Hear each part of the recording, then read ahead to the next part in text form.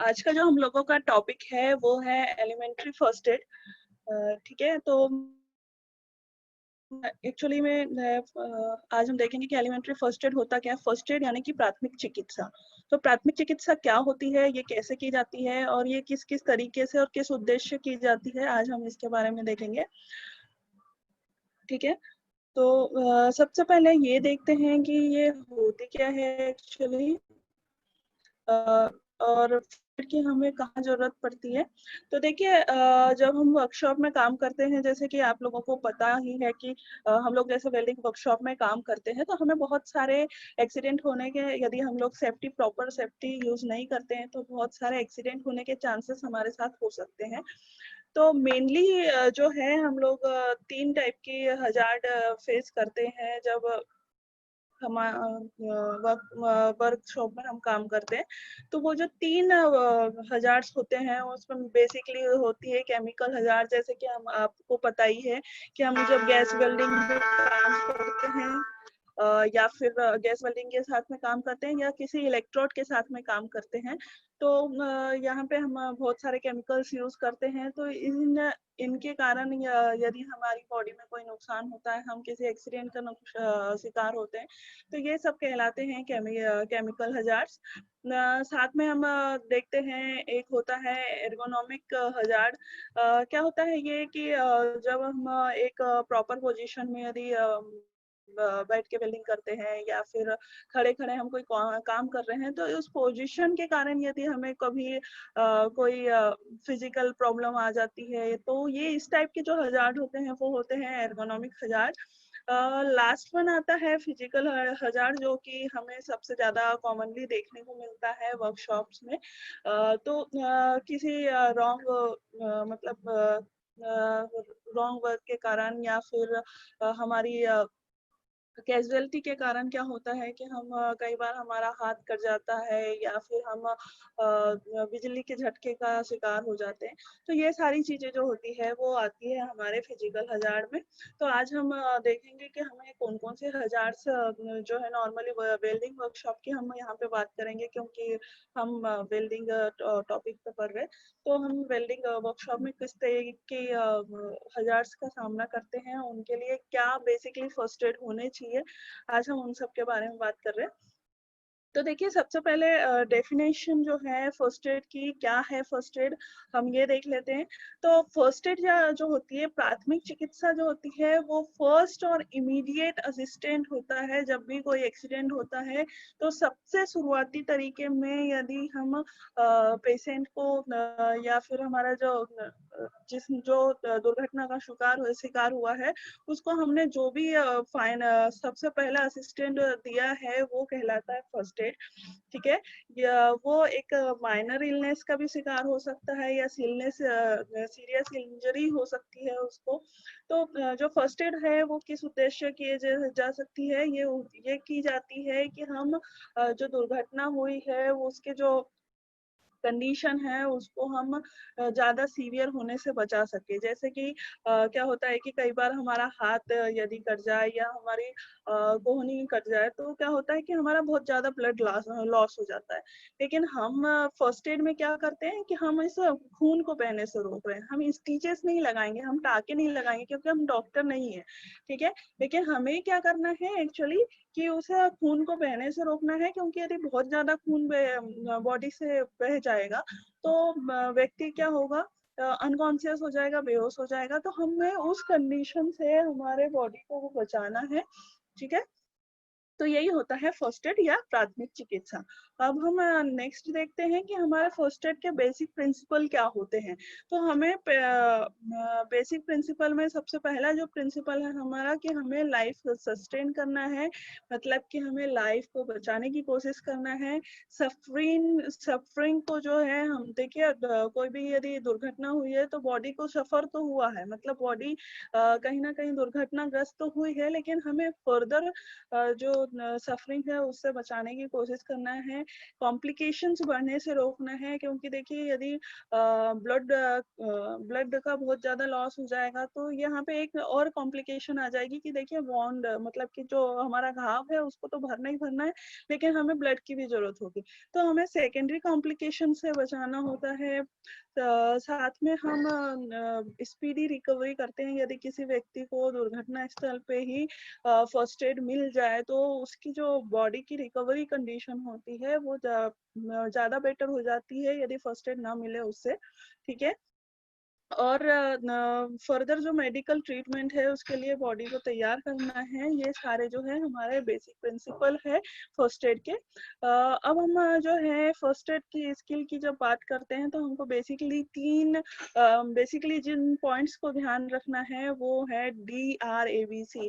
ये जो है ये बहुत इम्पोर्टेंट रोल प्ले करते हैं हमारी फर्स्ट एड में, जो है DRABC। तो इसमें देख लीजिए कि क्या है इनका मतलब एक्चुअली में। तो डी का मतलब यहाँ पे डी स्टैंड करता है डेंजर के लिए, यानी कि खतरे के लिए।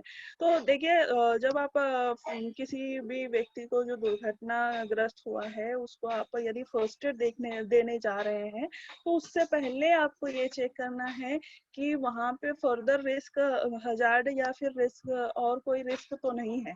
सपोज आप एक बिजली के झटके से के शिकार व्यक्ति का फर्स्ट एड देने जा रहे हैं तो आप पहले ये चेक कर लीजिए कि वो जो बिजली का झटका है वो मतलब बिजली जो है वो उस बॉडी से डिस्कनेक्ट हुई है, अदरवाइज वो जो बिजली का झटका है वो आपको भी लगने के चांसेस हो सकते हैं।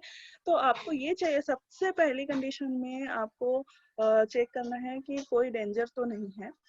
फिर नेक्स्ट में आपको जो चेक करने की चीज होती है वो होती है R। दैट मीन्स की रिस्पॉन्स की ये देखना है कि आपको जो विक्टिम है यानी कि जो दुर्घटनाग्रस्त हुआ है वो कोई रिस्पॉन्स दे रहा है कि नहीं। आप उसके कंधे हिला के आप उसका रिस्पॉन्स चेक कर सकते हैं। और उसके जस्ट बाद में आपको क्या करना है कि जो हमारे कुछ इमरजेंसी नंबर होते हैं, जैसे कि 100 नंबर होता है पुलिस के लिए, 108 होता है किसी मेडिकल असिस्टेंट के लिए, या फिर जो एक 112 जो नंबर हमारी इंडियन गवर्नमेंट ने 2019 में लॉन्च किया है, जो कि पूरे इंडिया के अंदर काम करता है। ठीक है। ये किसी भी इमरजेंसी में, चाहे आपके यहाँ पे मेडिकल इमरजेंसी हो या फिर आग लगी हो या फिर पुलिस से रिलेटेड कोई भी इमरजेंसी हो, तो ये ये जो 112 वाली जो इमरजेंसी नंबर है इसमें आप कॉल करके किसी भी इमरजेंसी के लिए तुरंत सहायता प्राप्त कर सकते हैं। ठीक है। तो बेसिकली हमने जो देखा कि DRABC में आपको सबसे पहले ध्यान रखना है कि आप चेक करें कि कोई डेंजर नहीं है। उसके बाद में ही आप ये चेक करने जाएं कि आपका जो विक्टिम है वो रिस्पॉन्स दे रहा है या नहीं दे रहा है। अब हम नेक्स्ट बात कर लेते हैं कि फर्स्ट एड की ABC की क्या होती है। ठीक है। तो आप फर्स्ट एड जब दे रहे हैं वो तब तक के लिए दिया जा रहा है जब तक है कि कोई भी मेडिकल प्रोफेशनल उस विक्टिम के पास ना आ रहे हो, तब तक के आपको देना होता है। और जब तक के उसकी बॉडी क्या हो, स्टेबल ना हो जाए। तो जो ABC होते हैं फर्स्ट एड के, वो होते हैं एयरवे, ब्रीदिंग और सर्कुलेशन। ये तीनों चीजें चेक करना होता है। A का मतलब एयरवे, B का मतलब ब्रीदिंग और C का मतलब सर्कुलेशन। ये 1 बाय 1 आपको चेक करना है कि आपका एयरवे, ब्रीदिंग, सर्कुलेशन ऑन है या नहीं। अब हम इस पर पर्टिकुलर बात कर लेते हैं कि क्या होता है एयरवे। तो देखिए नॉर्मल कंडीशन में क्या होता है कि हमारा जो एयरवे होता है, आप इस पिक्चर में देख पा रहे हो कि हमारा एयरवे कहाँ से शुरू होता है, हमारी नोज से शुरू होता है। और ये जो माउथ है उसका भी एक पार्ट आके हमारे एयरवे में जुड़ता है। ठीक है। और ये हमारी ऑक्सीजन को लेके हमारी बॉडी के पार्ट तक के लेके जाता है। लेकिन जब हमारा एक्सीडेंट होता है या फिर कोई भी किसी दुर्घटना का शिकार होता है तो ये जो एयरवे होता है ये ब्लॉक होने लगता है। तो इसी को हम कहते हैं चॉकिंग। तो इस चॉकिंग को हमें बचाना है। एयरवे हमको सबसे पहले चेक करना है कि जो विक्टिम है उसका एयरवे ऑन है या नहीं है। तो उस कंडीशन के लिए आपको कैसे कैसे करना है कि आप एयरवे कैसे ओपन करेंगे।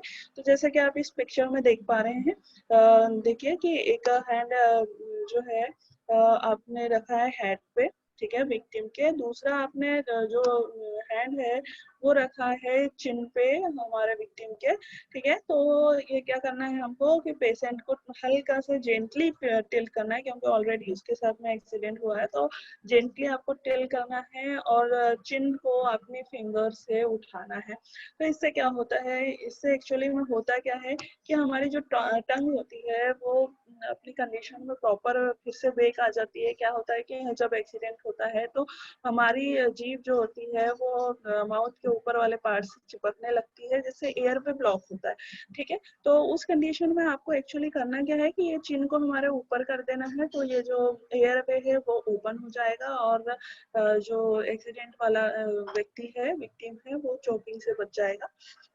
नेक्स्ट हम बात करते हैं ब्रीदिंग की, कि नेक्स्ट आपको जो चीज चेक करनी है एयरवे के बाद में, आपको वो देखना है कि जो विक्टिम है उसकी ब्रीदिंग स्टार्ट है या नहीं है। क्योंकि सबसे मेन कंडीशन ये है कि आपको उसकी ब्रीदिंग नॉर्मल करनी जरूरी है। क्योंकि यदि ब्रीदिंग स्टार्ट नहीं है तो फर्दर मतलब फर्दर आप कोई काम कर ही नहीं सकते। सबसे जरूरी होती है सांस, कि श्वास जो विक्टिम है वो प्रॉपर ले पा रहा है या नहीं ले पा रहा है, ठीक है। तो अब आप ब्रीदिंग चल रही है या नहीं चल रही है इसे चेक कैसे करेंगे, तो आप पर्टिकुलरली इस पिक्चर में देख पा रहे हैं कि आपको क्या करना है कि अपने घुटनों के बल बैठ जाना है, पेशेंट के फेस के पास में अपना फेस लेके जाना है और आपको अपने गालों पे उसकी जो है श्वास फील करनी है कि वो श्वास ले पा रहा है या नहीं ले पा रहा है।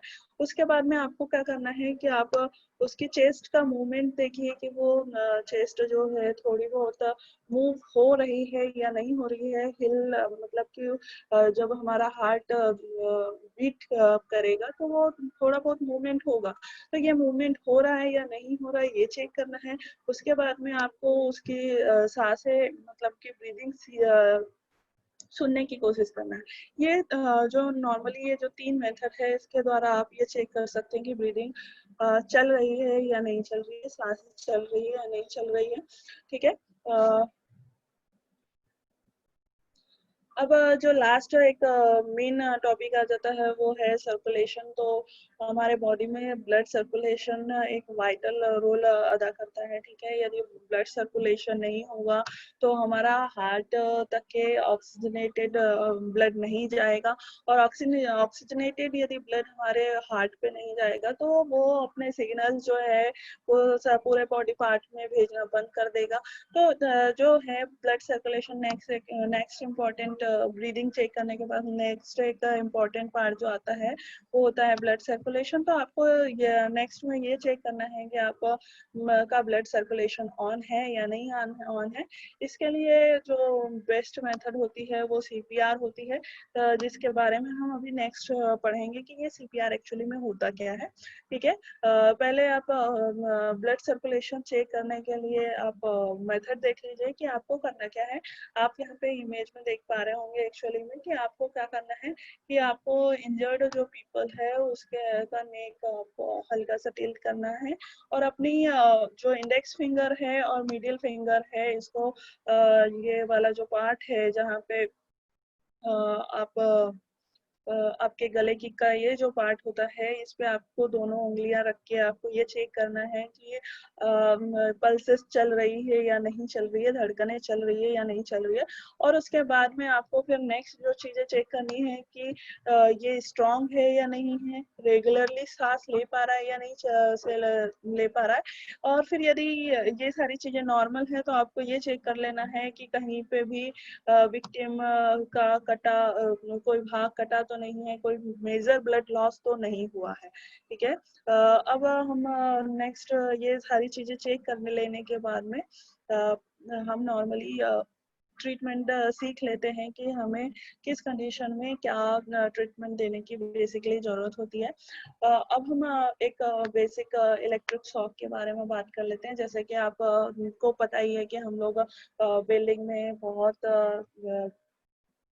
बहुत ज़्यादा हाई करंट और वोल्टेज की मशीन्स पे काम करते हैं। तो यहाँ पे यदि आप बहुत कैजुअलिटी से काम करते हैं, यानी कि आपने असुरक्षा का उपयोग किया है, आप अपने सुरक्षा साधनों का प्रॉपरली उपयोग नहीं कर रहे हैं, तो आप इलेक्ट्रिक शॉक के शिकार हो सकते हैं। तो हमेशा ये ध्यान रखना है कि आप ड्राई और इंसुलेटिंग ग्लव्स पहने, ठीक है। अपने आप को और अपने आप को इन ग्राउंड से इंसुलेट करने के लिए आपको जूतों का इस्तेमाल करना है, ठीक है, वर्कशॉप के लिए। और जो इलेक्ट्रिक पार्ट है वो यदि हमारे जलते हुए जो तार है उनको आपको छूना नहीं है। साथ में ही जब भी कोई किसी पार्ट में सर्विसिंग की जरूरत है, जैसे आपकी वेल्डिंग मशीन चलते चलते बंद हो गई, तो ये नहीं कि आप कनेक्शन ऑन रहते के साथ में ही आप उसको चेक करना शुरू कर दे। आप पहले कनेक्शन पूरा निकाल दीजिए, आपके जो पावर प्लग्स है उसे भी बाहर निकाल दीजिए और उसके बाद में ही अपनी मशीन के साथ में कुछ काम करना शुरू करें, ठीक है। और उसके बाद में जितनी भी जगह है जहाँ से आपका इलेक्ट्रिक करंट पास हो रहा है उसको अच्छे से सिक्योरली क्लोज करके रखें, ठीक है। अब जो इलेक्ट्रिक शॉक होता है, हमारा इलेक्ट्रिक शॉक की जो इंटेंसिटी होती है वो कितना ज्यादा घातक है, उसकी वो पता चलता है किससे, कि आपका लेवल ऑफ करंट कितना है। इट मीन्स कि आप सिंगल फेज पे काम कर रहे हैं, थ्री फेज पे काम कर रहे हैं, या फिर आप कितनी बड़ी लाइन पे काम कर रहे हैं, ये इसके ऊपर डिपेंड करता है। और नेक्स्ट आप का डिपेंड करता है कि आप कितने देर तक के उस कंडक्टर के कांटेक्ट में रहे हैं, ठीक है। कि आपने मतलब कि कुछ केसेस में तो ऐसा होता है कि आप तुरंत ही विद्युत के तारों को जिनसे आपको करंट लगा है उससे आप डिस्कनेक्ट हो जाते हैं, लेकिन कुछ केसेस में आप उनसे डिस्कनेक्ट नहीं हो पाते हैं। तो ये सारी जो सीवियरिटी की कंडीशन जो होती है वो length of time of contact से और लेवल ऑफ करंट के ऊपर डिपेंड करता है कि इलेक्ट्रिक शॉक कितना ज्यादा घातक है। अब जो इलेक्ट्रिक शॉक होता है उसके हमारी बॉडी पे क्या इफेक्ट हो सकते हैं वो हम देख लेते हैं।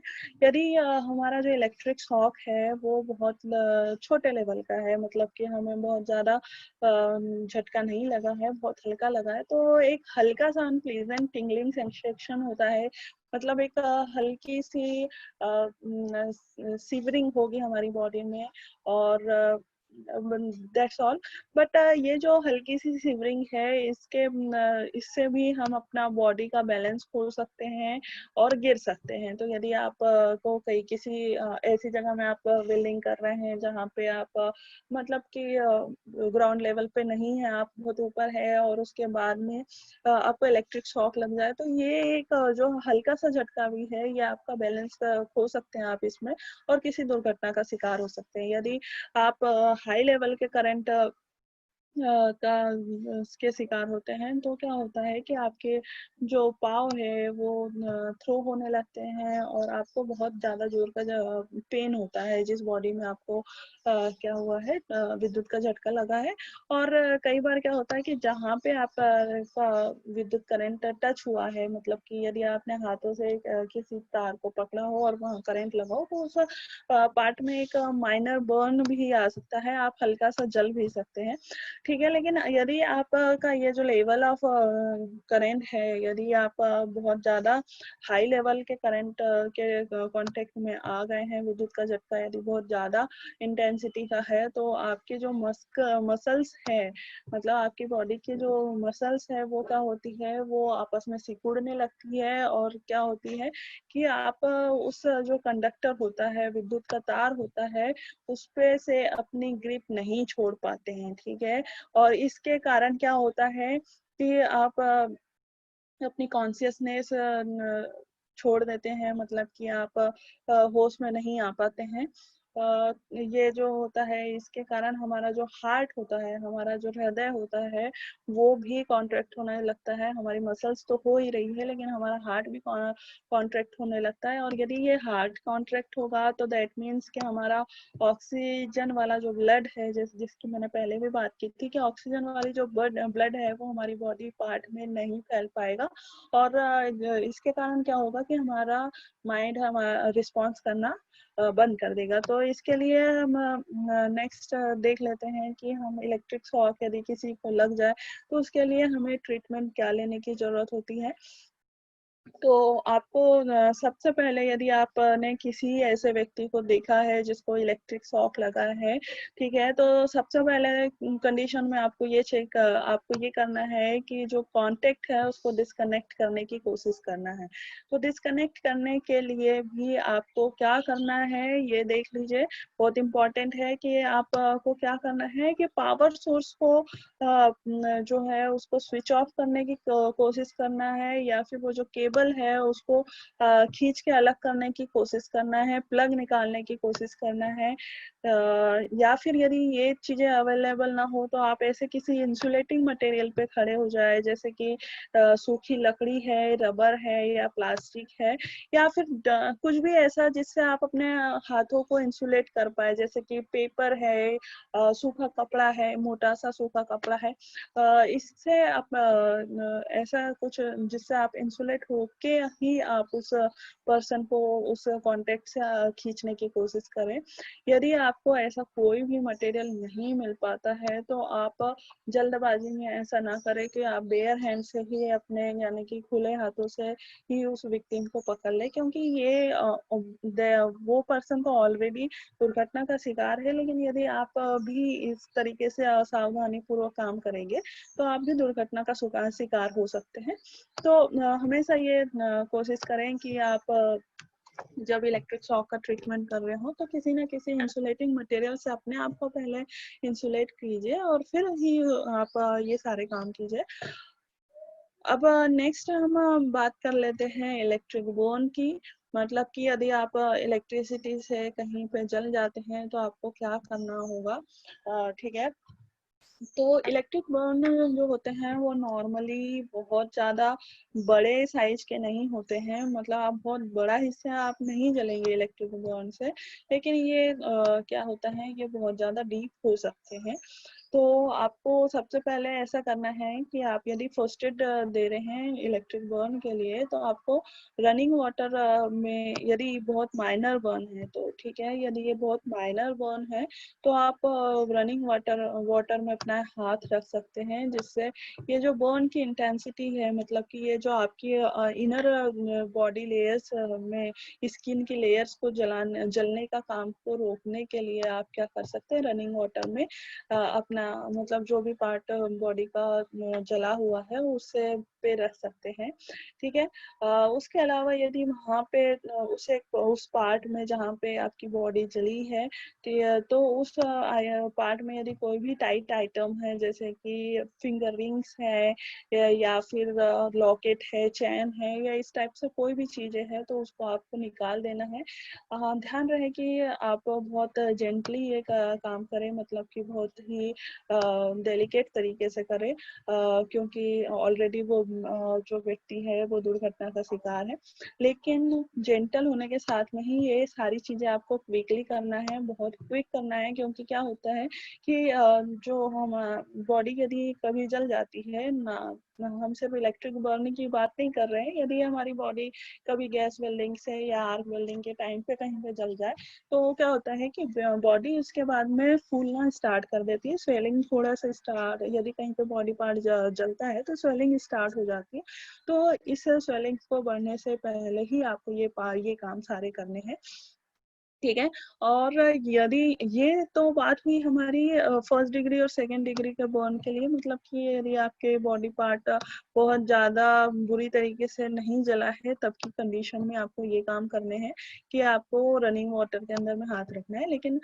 लेकिन यदि आपकी हायर डिग्री के बर्न है तो आपको सिर्फ और सिर्फ साफ और सुथरे कपड़ों से क्या करना है, अपनी बॉडी के पार्ट को ढकना है, ठीक है।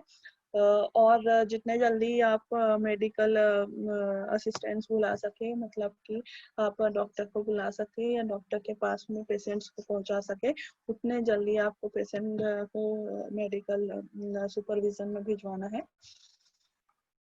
अब हमने बात की कि हमें जो है क्या करना है कि हमारा जो बर्न है उसको ढकना है, ठीक है। तो ये ढकने से एक्चुअली में क्या हो रहा है कि ये ढकने से हमारी जो बॉडी होती है वो हवा से एक्सक्लूड हो जाती है। किसी भी तरीके से आप ढकते हैं, चाहे पेपर से ढके या फिर मोटे कपड़े से ढके, तो इससे क्या होगा कि आपकी बॉडी एयर से एक्सक्लूड हो जाएगी, और हवा से यदि आपकी बॉडी एक्सक्लूड हो जाती है तो इसमें पेन जो होता है हमारा, क्योंकि जलने के बाद में बहुत ज्यादा पेन होता है, तो ये जो पेन होता है ये पेन थोड़ा कम हो जाता है, ठीक है।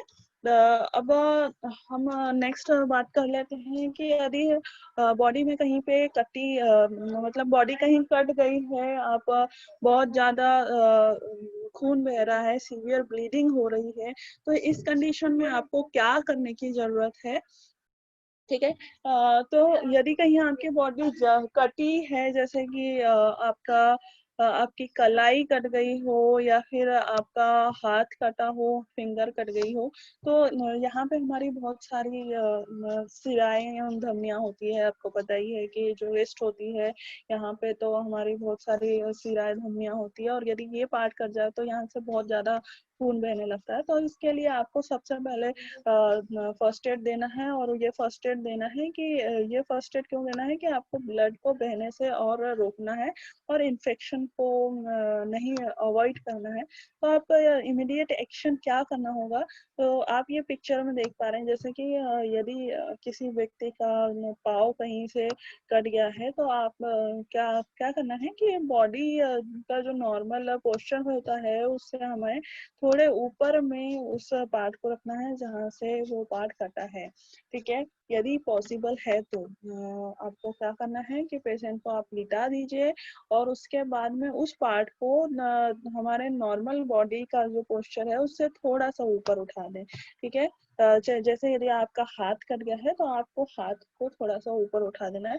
इससे एक्चुअली में होगा क्या कि वो जो ब्लड होगा, ब्लड उस पार्ट में, क्योंकि आपका नॉर्मल आपके बॉडी पोस्चर से थोड़ा सा ऊपर है वो पार्ट, तो वहां तक के ब्लड का जो फ्लो है वो थोड़ा कम हो जाएगा, और वो ब्लड फ्लो कम होने के कारण क्या होगा कि ब्लड जो है वो बाहर मतलब कि बहेगा भी कम।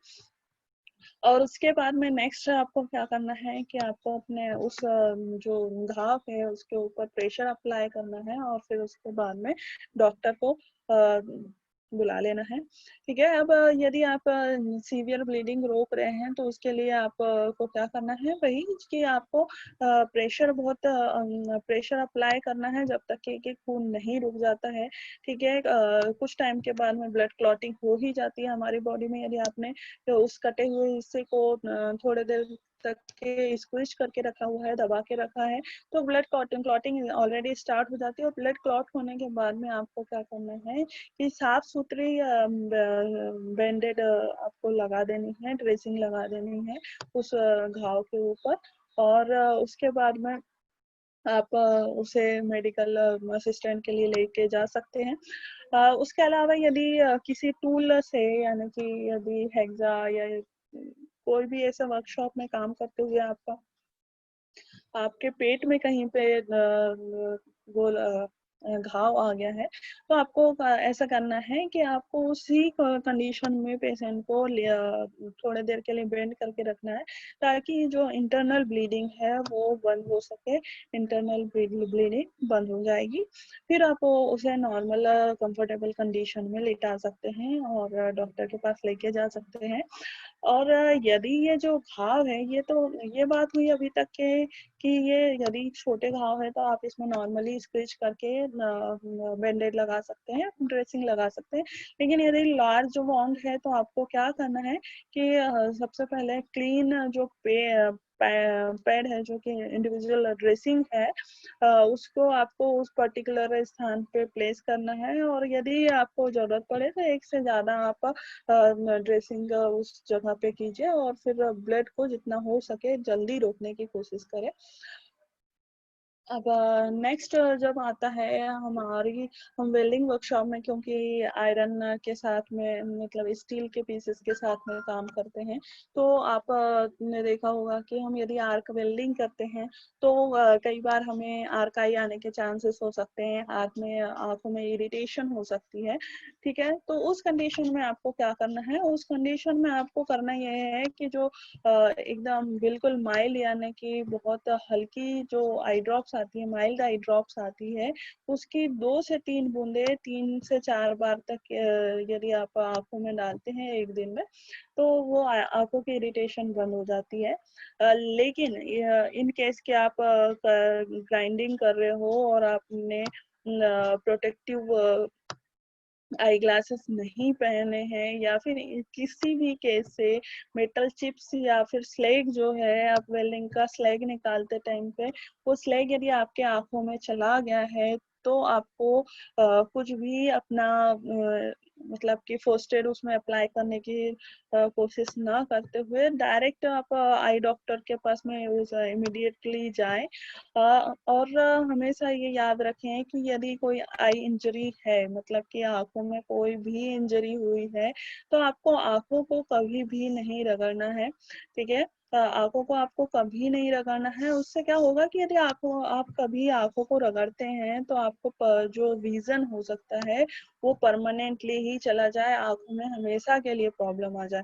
इसलिए हमेशा ये याद रखें कि कोई भी कंडीशन हो, या आप वर्कशॉप की बात कर रहे हो या वर्कशॉप के बाहर की हम बात करें, तो किसी भी कंडीशन में यदि आपकी आंखों में कोई प्रॉब्लम हुई है, आंखों में कुछ कचरा गया है, तो भी आपको आंखों को नहीं रगड़ना है, क्योंकि ये परमानेंट आपकी आंखों में प्रॉब्लम कर सकते हैं। और बात करें कि कोई भी आई ड्रॉप और ऑइंटमेंट जो है वो हमें डॉक्टर की सलाह के बिना जो है हमारी आंखों में अप्लाई नहीं करना है। ठीक है, अब हम बात कर लेते हैं गोल्डन आवर्स की। तो देखिए, जो फर्स्ट एड जिसमें हम अप्लाई करते हैं किसी भी व्यक्ति पे, ये जो होता है वो गोल्डन आवर होता है।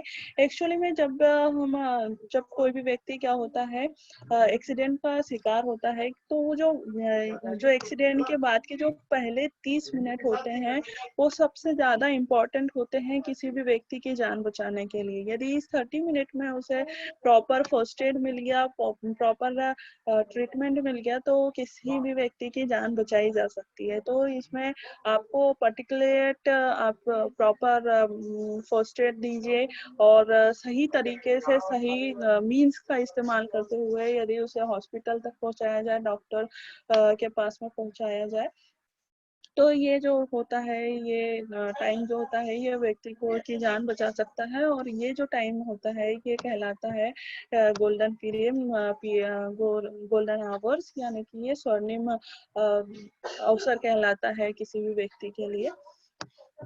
नेक्स्ट हम बात करते हैं सीपीआर की। सीपीआर होता है कार्डियो पल्मोनरी रेस्पिरेशन। तो इसमें एक्चुअली क्या होता है कि सीपीआर जो होती है ये लाइफ सस्टेनिंग ट्रेंड व्यक्ति के द्वारा ही किया जाना चाहिए। एक्चुअली जो हम बात कर रहे थे एबीसी में सर्कुलेशन, तो ब्लड सर्कुलेशन या फिर यदि किसी की ब्रीदिंग नहीं चल रही है तो उस कंडीशन में हम उसे अप्लाई करते हैं सीपीआर। तो सीपीआर करने की पूरी प्रोसेस ये होती है कि सबसे पहले तो जब कोई व्यक्ति का एक्सीडेंट हुआ है तो सबसे पहले इमरजेंसी कॉल कर लीजिए, मतलब कि डॉक्टर को, या फिर जो भी पहले इमरजेंसी ट्रीटमेंट आपको मिल पा रहा है उसे आप बुला लीजिए।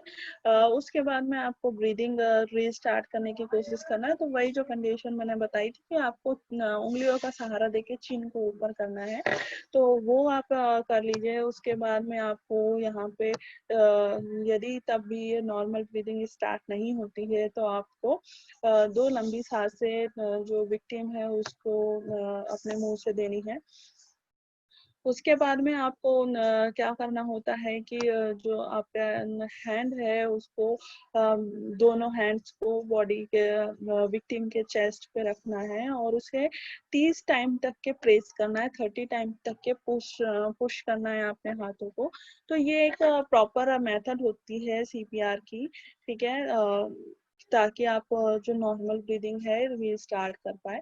लेकिन हमेशा ये याद रखें कि ये जो सीपीआर होती है ये किसी भी ट्रेंड व्यक्ति को ही करने की ज़रूरत है। सिर्फ आप ये एक सुन के या ये ट्रेनिंग नॉर्मली सुन के आप ये नहीं एक्सपीरियंस कर सकते। जब तक कि आप इसके लिए ट्रेन ना हो तब तक के सीपीआर अप्लाई ना करें किसी के ऊपर।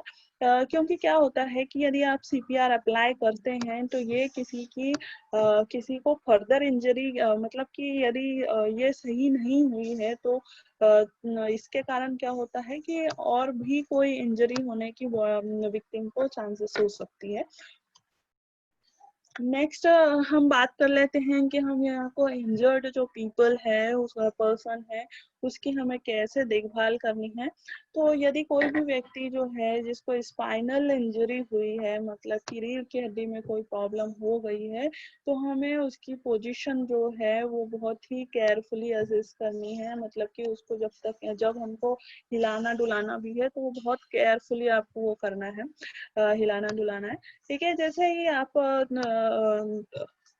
कोई भी व्यक्ति दुर्घटना का शिकार हुआ है तो आपको सबसे पहले करना क्या है कि आप उसके जो गले के आसपास के जो कपड़े हैं उसको थोड़ा सा खोल दीजिए, मतलब कि उसको लूज कर दीजिए।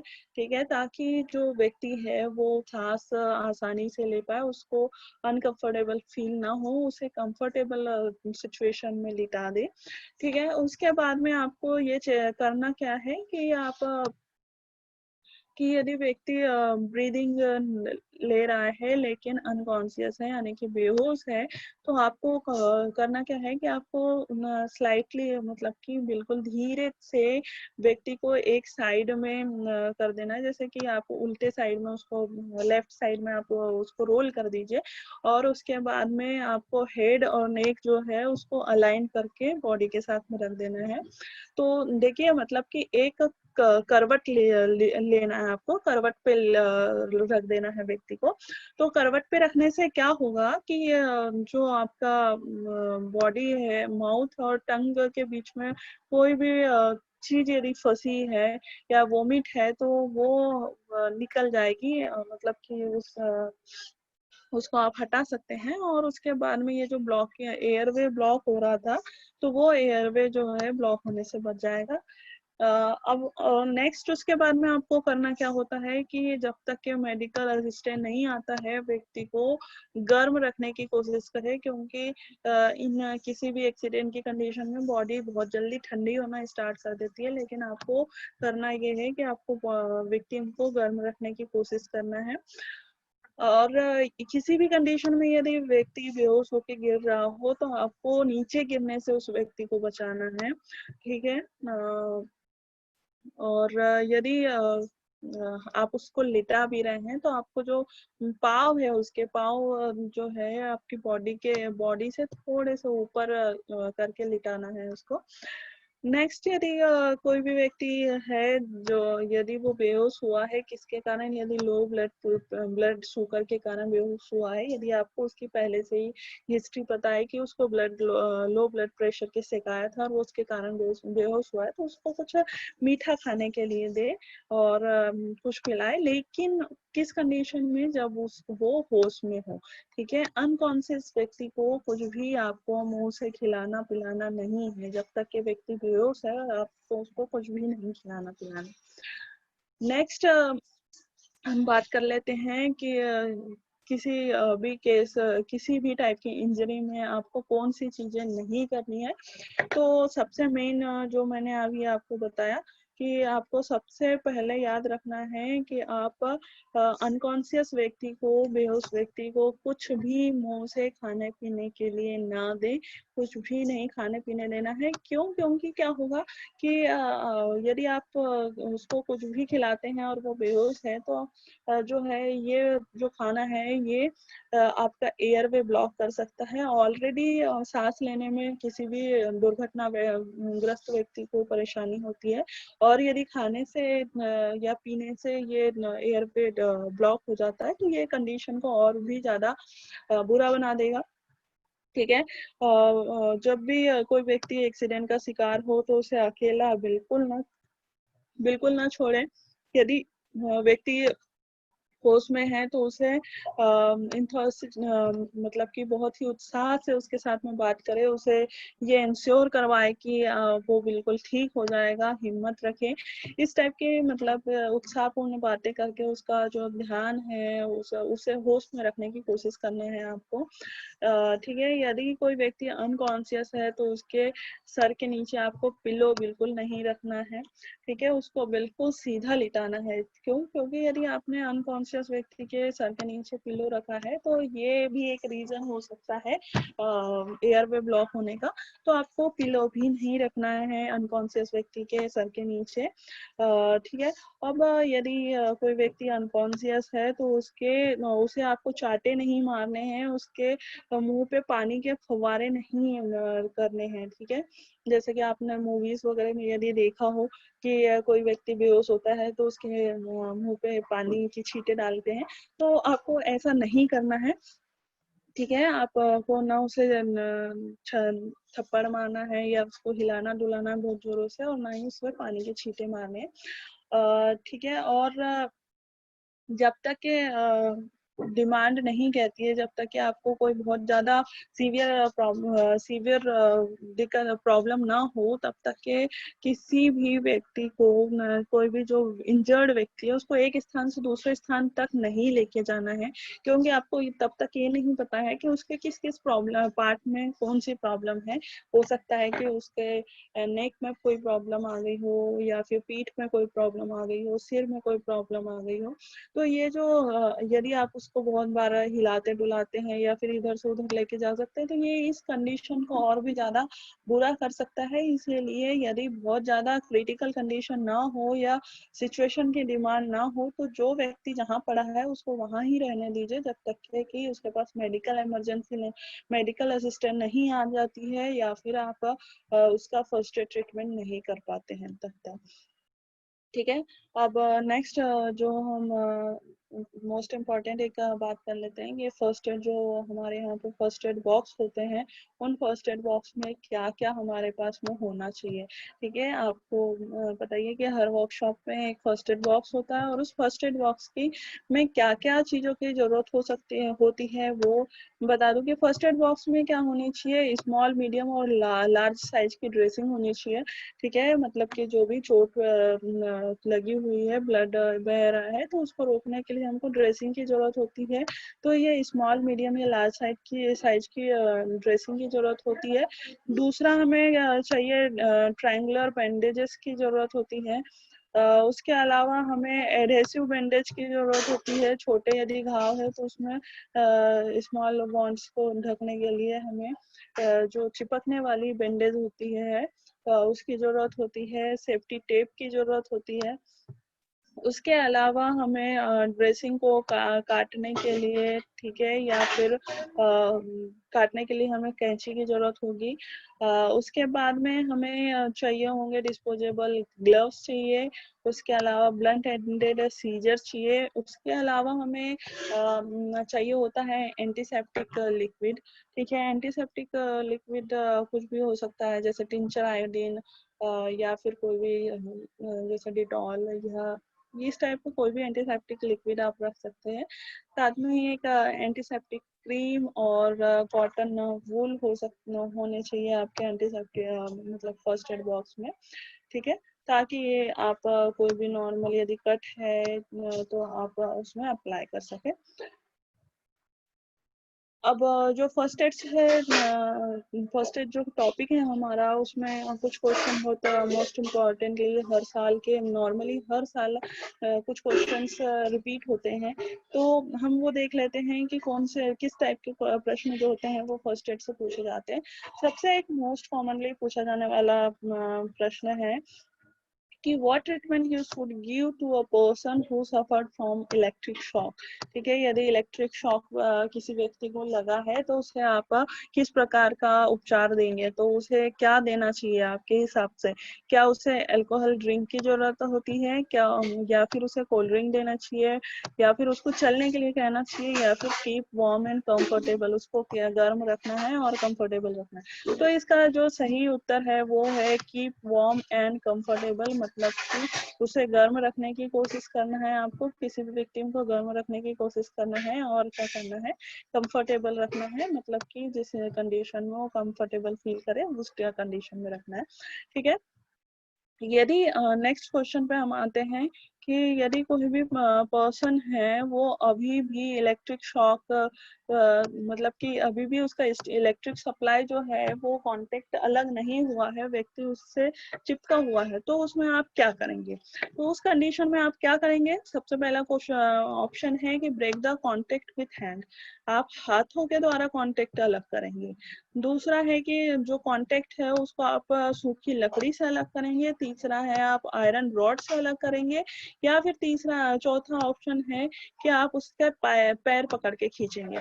तो सबसे बेस्ट ऑप्शन जो है यहाँ पर वो है कि आप उसे सूखी लकड़ी से अलग करेंगे, क्योंकि जो सूखी लकड़ी होती है ये बेस्ट इंसुलेटर होती है, ये आपकी बॉडी को विद्युत का झटका लगने से बचाएगी, ठीक है। नेक्स्ट जो क्वेश्चन है वो पूछा है जाता है कि which is the treatment given to a person affected by accident on the spot. यदि किसी ऑन द स्पॉट दिया जाने वाला, उसी जगह पर दिया जाने वाला जो ट्रीटमेंट होता है किसी व्यक्ति को, वो क्या कहलाता है, ठीक है।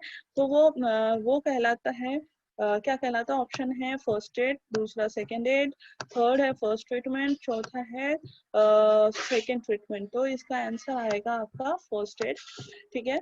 तो जो व्यक्ति होता है जिसको ऑन द स्पॉट किसी ट्रीटमेंट की जरूरत होती है, उसको ऑन द स्पॉट कोई ट्रीटमेंट दिया जाता है, तो उसको कहते हैं फर्स्ट एड। यही आज का हमारा टॉपिक भी है। नेक्स्ट जो है वो क्वेश्चन मोस्ट कॉमनली जो पूछा जाता है वो है what is the treatment to a person having an eye irritation caused by arc flashes.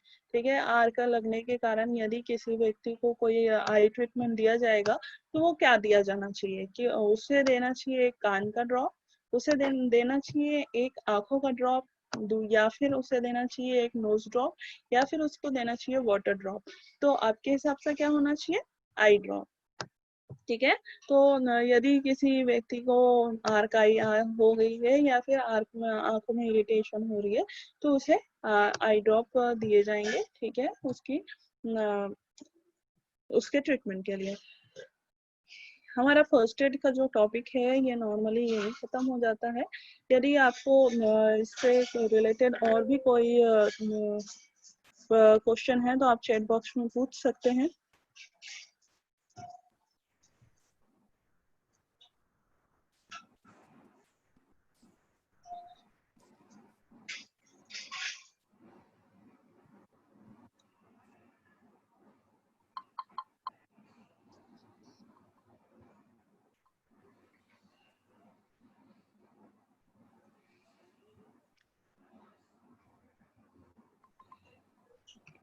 मेरे ख्याल से कोई मतलब क्वेश्चन नहीं है, हम आज का सेशन यहीं पे बंद कर सकते हैं। दीप्ति मैडम, हाँ मैम। मुझे 2-3 मिनट की बात करनी है आपसे। मैं आपको फोन कर रही हूँ अभी। हाँ ठीक है ना, ओके। मीटिंग एंड कर दे मैम। हाँ हाँ ठीक है।